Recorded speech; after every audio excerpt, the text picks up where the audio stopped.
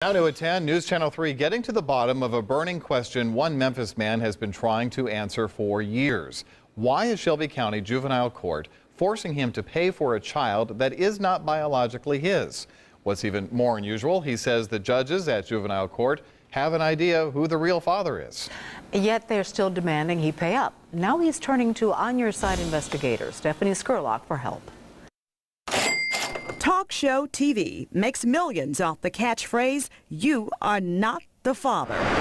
But the reality in Memphis is just because you're not the daddy doesn't mean Shelby County Juvenile Court won't make you pay.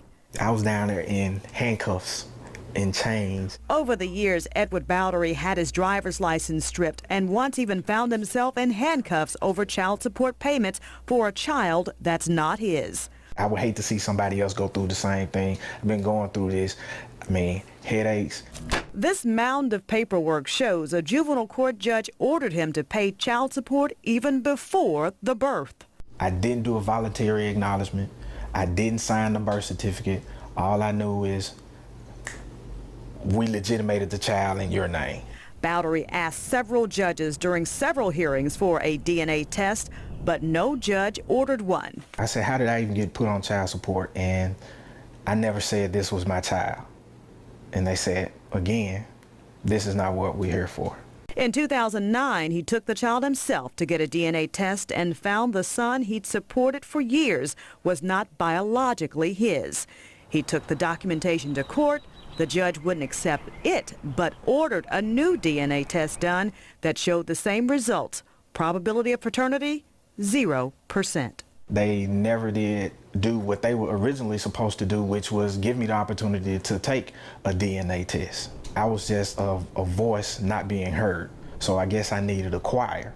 Juvenile Court Magistrate Nancy Kessler agreed in October to allow Bowdery to disestablish paternity, but only after, he says, she admonished him for taking it this far. The judge stated that, well, I find it very distasteful that you're bastardizing a child. The judge stopped the child support going forward, but Bowdery still has to pay $460 a month to the mother in back pay. He doesn't believe he should have to pay anything. In fact, he believes someone owes him money, the $30,000 he's already paid.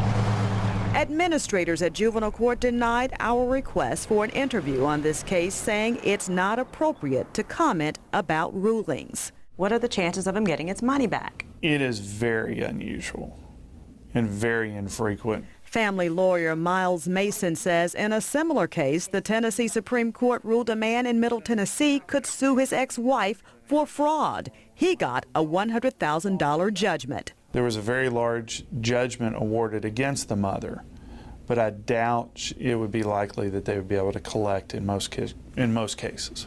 This bill is simple, that a person who is proven not to be the biological father.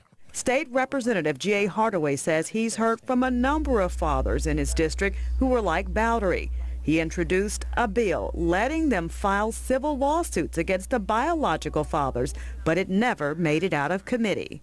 To a degree, justice needs to be served. I think it needs to be a totally different, a new law or something.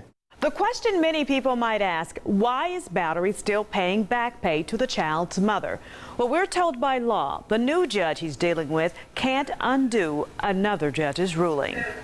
For the On Your Side investigators, Stephanie Skurlock, WREG News, Channel 3. Family lawyers say